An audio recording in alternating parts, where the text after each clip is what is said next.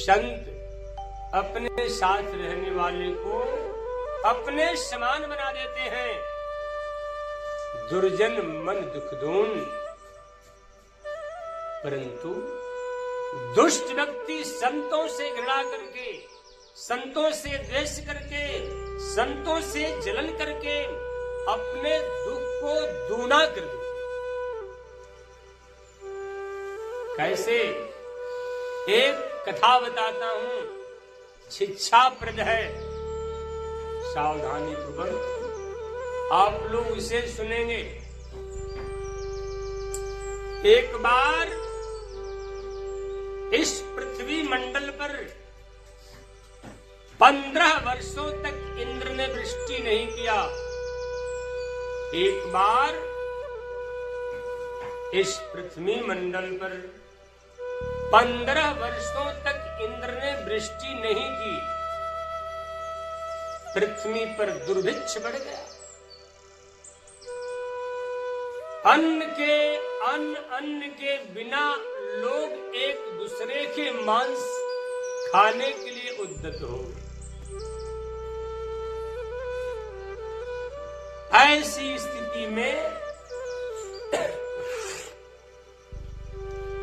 कुछ ब्राह्मण एकत्रित होकर आपस में विचार किया।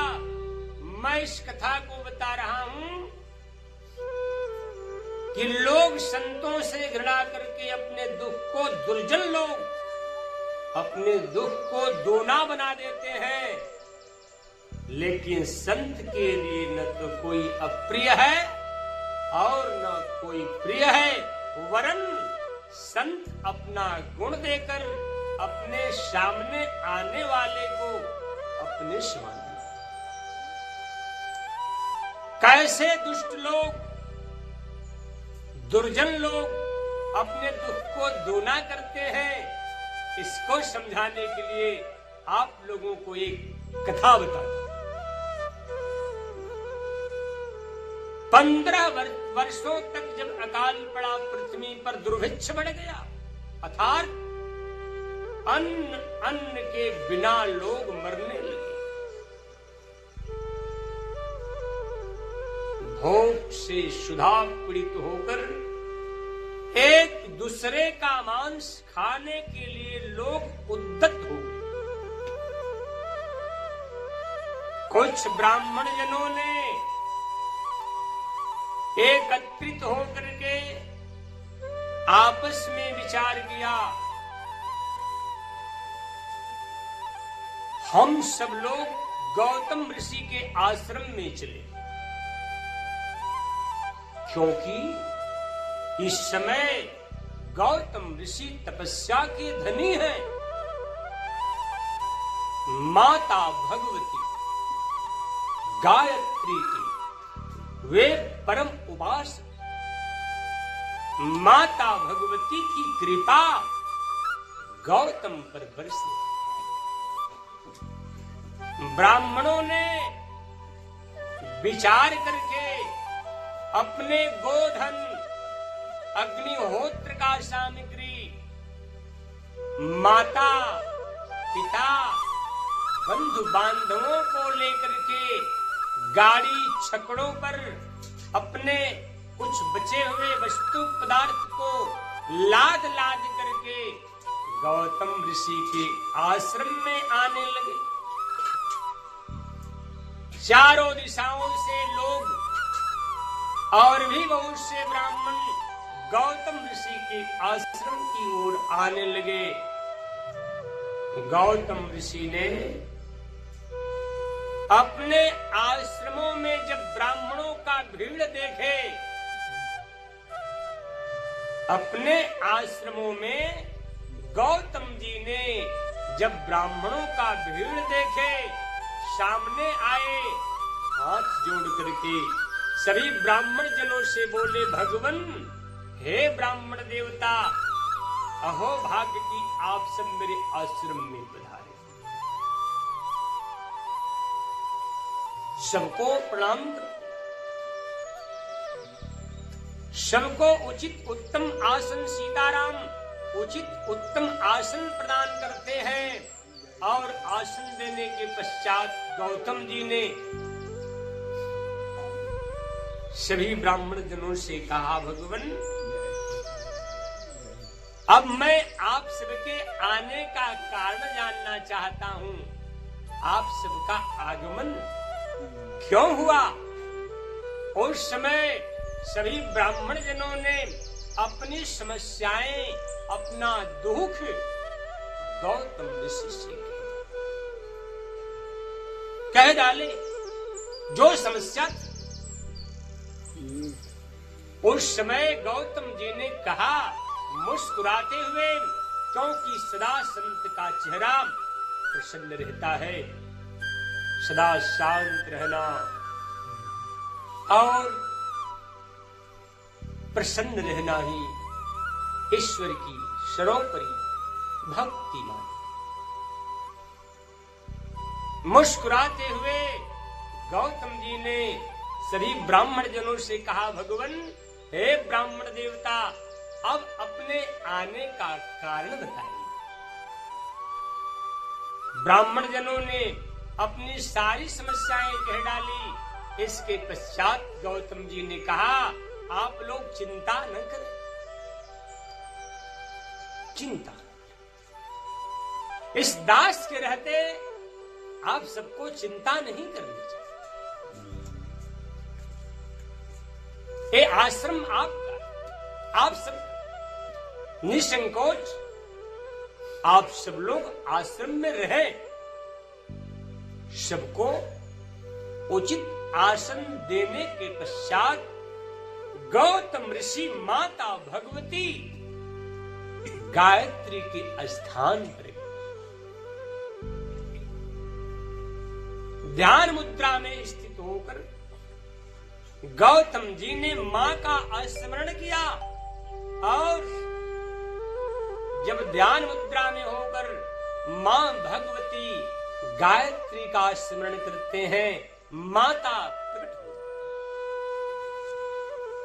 हो। गौतम क्या चाहिए मांगो। उस समय गौतम ने कहा, मां आपसे मैं क्या कहूं, आप तो सबके अंतःकरण में वास करने वाली हो। उस समय मां ने, माता भगवती ने, करुणामयी माता गायत्री ने गौतम ऋषि को एक पूर्ण पात्र दिया। गौतम, तुम्हें जिस जिस वस्तु की कामना हो, तुम जो भी चाहोगे, ये पात्र तुम्हारे सारे कामनाओं को पूर्ण कर देगा। इस पूर्ण पात्र को ले लो। माता भगवती ने गौतम ऋषि को पूर्ण पात्र देकर के अंतर ध्यान हो गई। इसके पश्चात गौतम जी अपने आश्रम में गए, पूर्ण पात्र को उत्तम स्थान पर स्थापित करके और उनसे अपनी इच्छा प्रकट की। जो भी इच्छा किए पूर्ण पात्र से उनको प्राप्त हो। गौतम जी पुनः सभी ब्राह्मणों को अपने पास बुलाकर सभी ब्राह्मणों को अग्निहोत्र की सामग्री, हवि, धन, धान्य, वस्त्र आदि आदि जो भी जीवन संबंधी वस्तुएं हैं, सभी वस्तुओं को गौतम जी ने ब्राह्मणों को प्रदान कर दिया। फिर ब्राह्मण जनों ने इच्छित वस्तुओं को प्राप्त करके अपने अपने स्थान में जा करके भगवान के निमित्त, देवताओं, ईश्वर के निमित्त यज्ञ आरंभ कर। ऐसी स्थिति में भी गौतम ऋषि के आश्रम में उत्सव मनाए जाते थे। जहां 12 वर्ष का अकाल पड़ा हो, ऐसे समय में भी गौतम ऋषि के आश्रम में उत्सव हुआ और भी देश देशांतर के लोग गौतम जी के आश्रम में आने लगे। गौतम जी का वह आश्रम 100 योजन वाला था। सभी देश देशांतर से आए हुए जन समुदाय को महर्षि गौतम ने अपने स्थान आश्रम में सबको आश्रय दिया। यथायोग स्थान सबको अन्न धन वस्त्र आदि प्रदान। माता भगवती की बहुत बड़ी कृपा थी। उस समय गौतम जी संपूर्ण ब्राह्मणों के साथ जन समुदाय का सेवा करते रह गए। 12 वर्ष तक समय व्यतीत हो गया। एक दिन क्या हुआ, ब्राह्मण जनों के साथ गौतम ऋषि एक स्थान पर बैठे हुए थे। माता भगवती गायत्री का पूजन करने के लिए गौतम जी ने एक सुंदर सा मंदिर का निर्माण भी करवा दिया, जहां सभी ब्राह्मण गौतम ऋषि के साथ जाकर के माता गायत्री का ध्यान करें। गौतम जी उन सभी ब्राह्मणों के साथ एक साथ बैठे हुए हैं। उसी समय कर्तलविन नारद जी का आगमन हो। श्रीमन नारायण करते हुए नारद जी आए। गौतम जी ने नारद जी को जब देखे, उस समय सभी ब्राह्मणों के साथ खड़े होकर के और नारद जी का अभिनंदन स्वागत किया। नारद जी माता गायत्री के मंदिर में बीड़ा बजा बजा करके और नाच रहे हैं, गान करते हैं माता गायत्री। इस प्रकार से माता का गान करने के पश्चात गौतम जी के सभा में आकर नारद जी बैठ गए। नारद जी की विधिवत गौतम ऋषि ने पूजा करते हैं और उत्तम आसन पर उन्हें विराजमान करते हैं। सुखपूर्वक नारद जी गौतम जी के पवित्र आसन पर जब आसीन हुए, आश्रम में जब आसीन हो गए, उस समय नारद जी ने कहा, गौतम ऋषि, हे मुने, हे गौतम, मैं देवलोक से आ रहा हूं।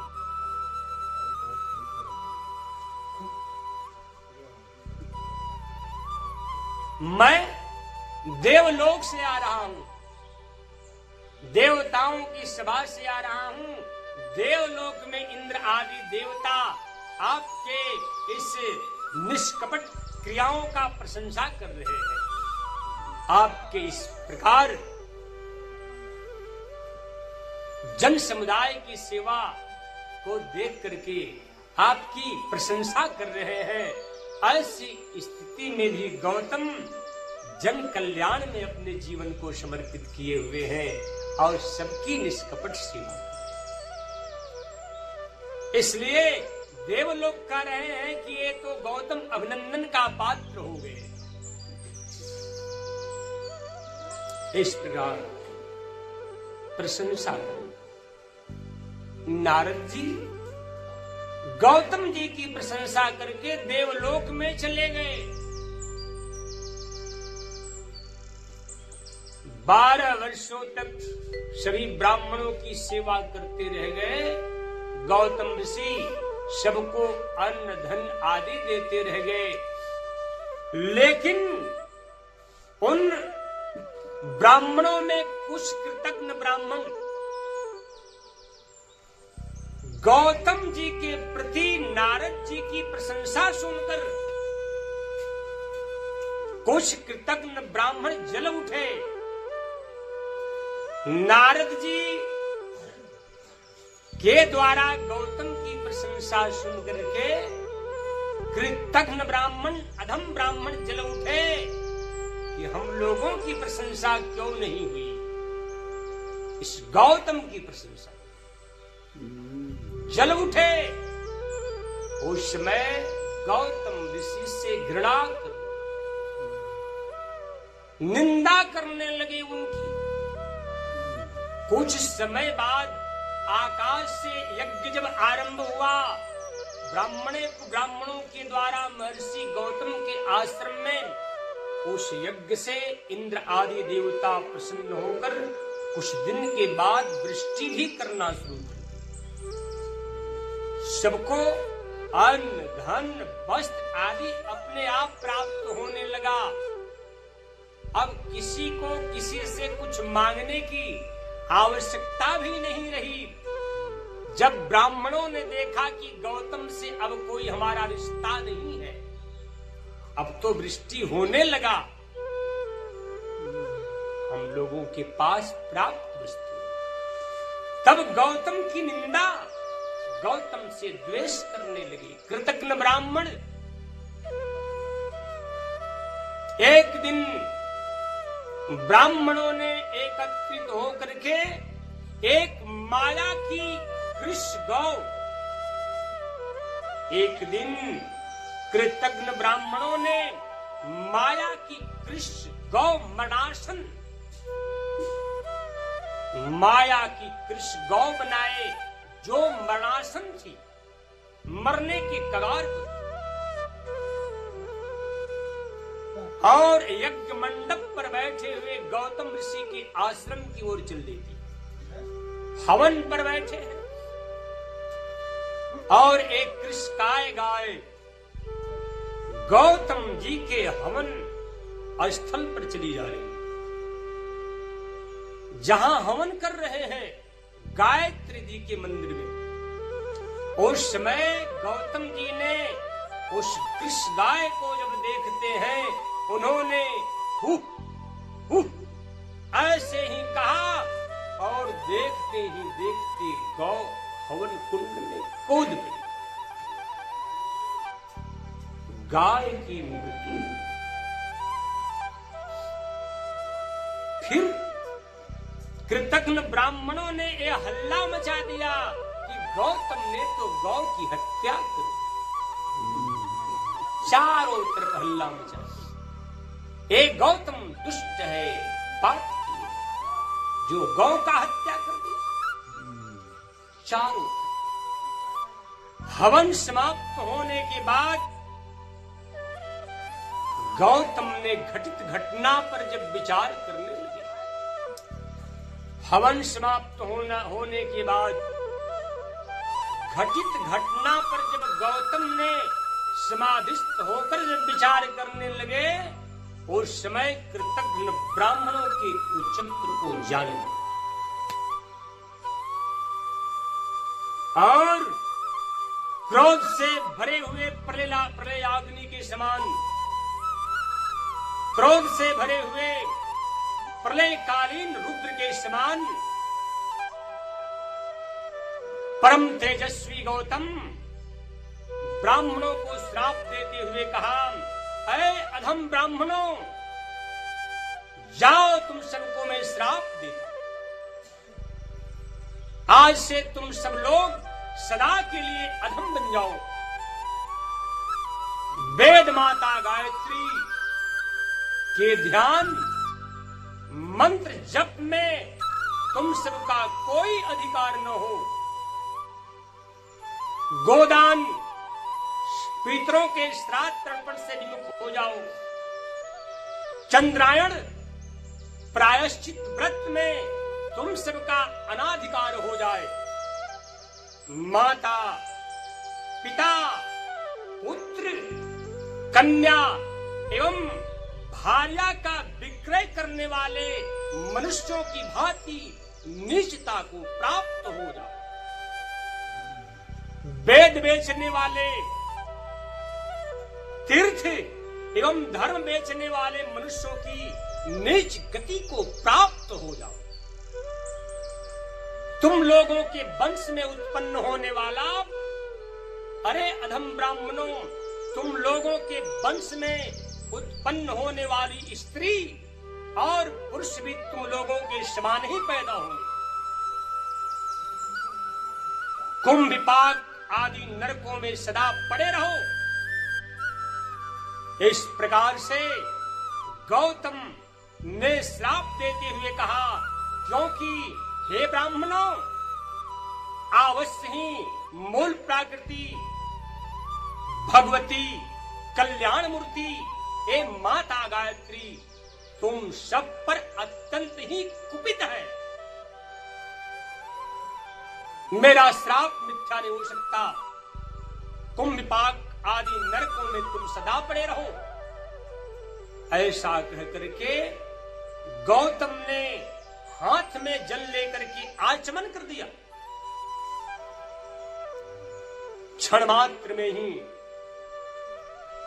यज्ञ के अध्ययन से, वेद के अध्ययन से जो कुछ भी शक्तियां ब्राह्मणों को प्राप्त हुआ था, ब्राह्मणों को ये सारा का सारा विस्मृत हो गया। माता भगवती की कृपा जाती रही। तेजहीन सर लज्जा से नीचे झुके। सभी के सभी लोग आज गौतम के श्राप से दग्ध होकर अपनी भूल स्वीकार की और साष्टांग गौतम के चरणों में सभी कृतज्ञ ब्राह्मण गिर पड़े। क्षमा कर दो भगवान, क्षमा। चारों तरफ से ब्राह्मण जनों ने गौतम को घेर लेते हैं।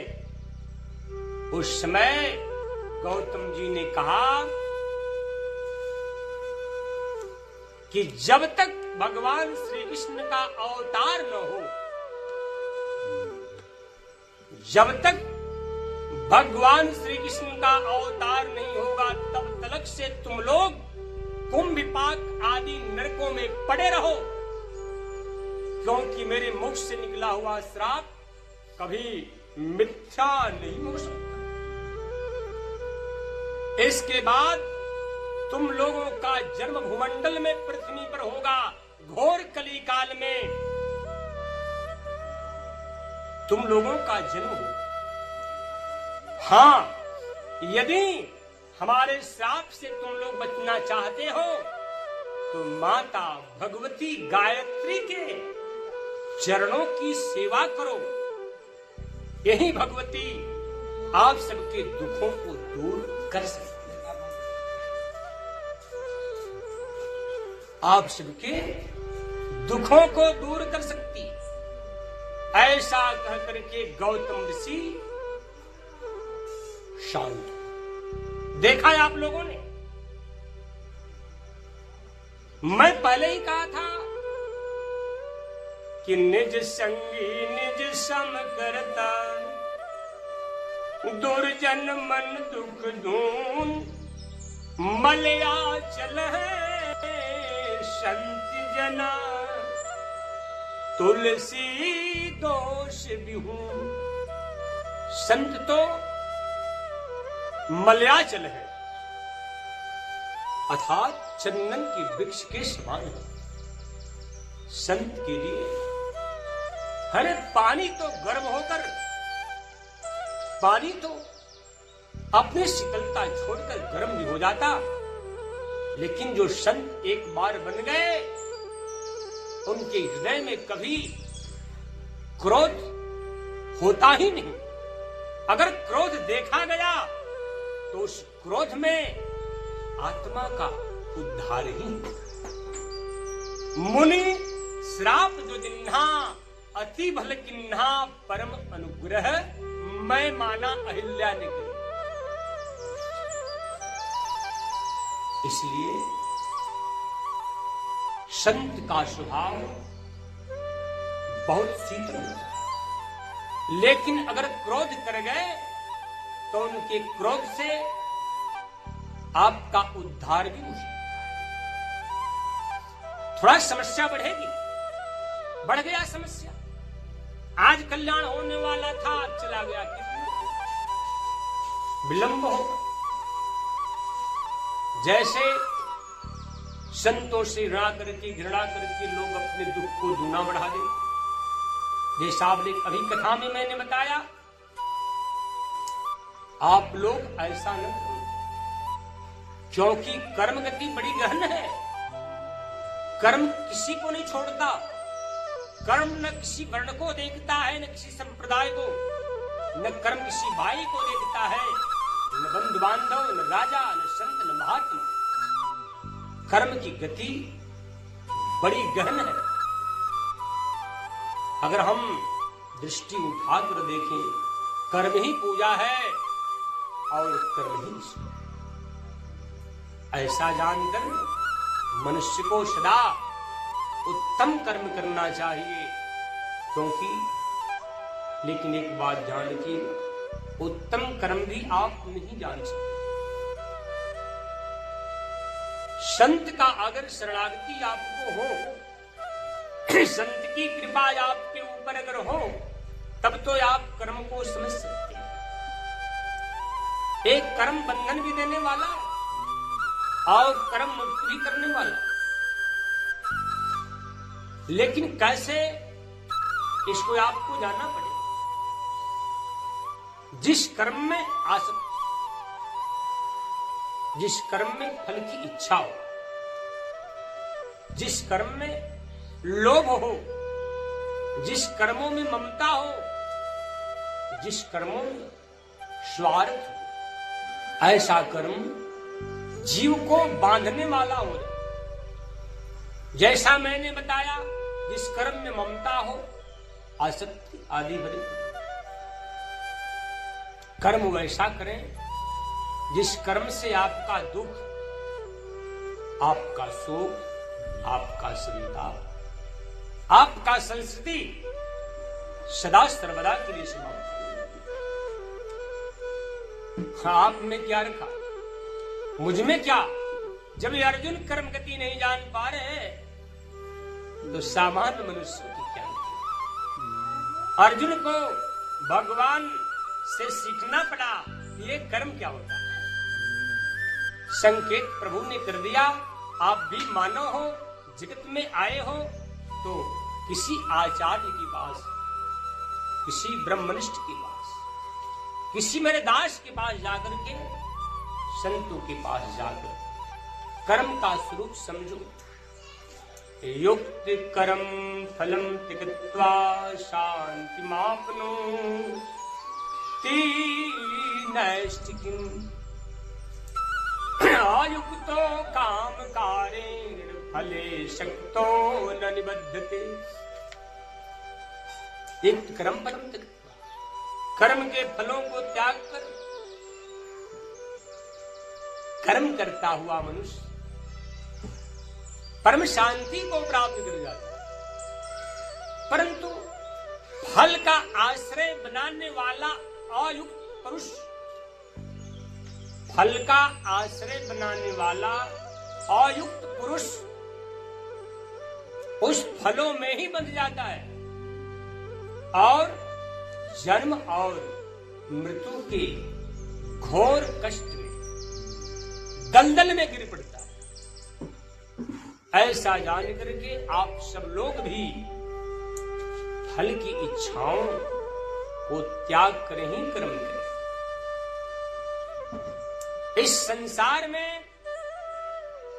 कर्म करने से पहले कर्म गति समझो। कामना पूर्ति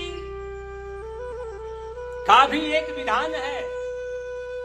अगर मनुष्य का जीवन है तो कर्म करना पड़ेगा, लेकिन उसी कर्मों में दुख और सुख दोनों का बीज है। दुख का भी बीज छिपा हुआ है और सुख का भी बीज छिपा हुआ है। ध्यान रखिएगा, प्राणी का पतन कैसे हो जाता है, प्राणी का पतन कैसे हो जायतो बेशयान पुंसः संगस्तेषु उपजायते संगात् संजायते कामः कामः क्रोधोऽभिजायते ध्यायतो विषयान पुरुषः, विषयों का चिंतन करने से आसक्ति का जन्म हो जाता है। विषयों का चिंतन करने से आसक्ति का जन्म हो जाता है। आसक्ति जब जन्म ले लेती है तो कामना उत्पन्न, कामना में विघ्न पड़ने पर क्रोध का जन्म हो जाता है। रावण ने सीता को नहीं देखा, रावण ने सीता को नहीं देखा, लेकिन सुपर्णखा ने कही, भैया करसि पान सोवस दिन राती, सुध नहीं तो ही सिर पर आ राती। मद्यपान करते हो और सोए सोए पड़े रहते हो। शत्रु आकर सर पर बैठ गया और आपको चिंता नहीं। क्या हो गया बहन? सुपर्णखा ने बताई, क्या हो गया नहीं, बहुत कुछ हो गया। मेरी नाक कट गई, मेरे कान कट गए, खरदूषण मारे गए। क्यों? एक श्याम वर्ण का, एक गौर वर्ण का 2 राजकुमार जंगल में घूम रहे हैं। उनके साथ एक सुंदर नारी भी है जो त्रिलोक सुंदरी है। उसको आपके लिए लाने गई। लक्ष्मण ने, राम का छोटा भाई लक्ष्मण ने नाक कान काट कर ऐसा हमें कुरूप बनाया। सीता त्रिलोक सुंदरी, रावण ने जब सुना आसक्ति हो गई। काम से जब सीता के सौंदर्य का वर्णन सुना, आसक्त हो गया सीता को पाने के लिए। मैंने बताया विषयों का चिंतन करने से आसक्ति का जन्म होता है। और आसक्ति जब आता है शरीर के अंदर, कामना उत्पन्न हो जाती है देखने पाने की। चल दिया, मारीच के पास गया, मारीच से कहा, मामा एक काम करो, पंचवटी में चलना है। क्यों? क्योंकि वहां एक सुंदर स्त्री है, उसे उठाना है। तो चिंता किस बात की, जाओ उठा लाओ। नहीं, उसके साथ 2 पुरुष हैं, बलवान है। राम एक का नाम राम है, एक का नाम लक्ष्मण है। मार्च डगमगा गया। अरे महाराज, ऐसी बुद्धि आपको किसने दे दिया? क्योंकि राम लक्ष्मण को तो मैं जानता। बिना फरका राम ने बाण मारा, सागर के इस पार में 100 योजन की दूरी पर गिरा। राम से बैर न करो। साथ में जो सीता है वो कोई नारी नहीं, वो तो जगत जननी जगदम्बिका है। कौन ऐसा मूढ़ आपको बुद्धि दे दिया? अगर आप कल्याण चाहते हो, जाओ, लौट जाओ। रावण के कामना में विघ्न हो गया। अभी मैंने कहा आसक्ति, विषयों का चिंतन करने से आसक्ति का जन्म होता है।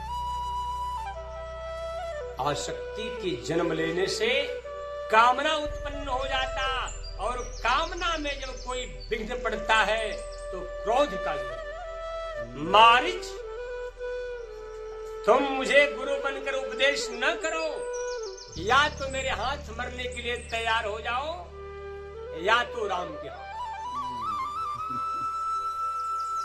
अब दोनों प्रकार से मारीच ने अपना मृत्यु देखा, क्रोध आ गया, कामना में बाधा पड़ा, तैयार गया। ध्यायतो विषयान पुंसः संगस्तेषु उपजायते, संगात संजायते कामः, कामः क्रोधोऽभिजायते। विषयों का चिंतन करने से आसक्ति का जन्म होता है।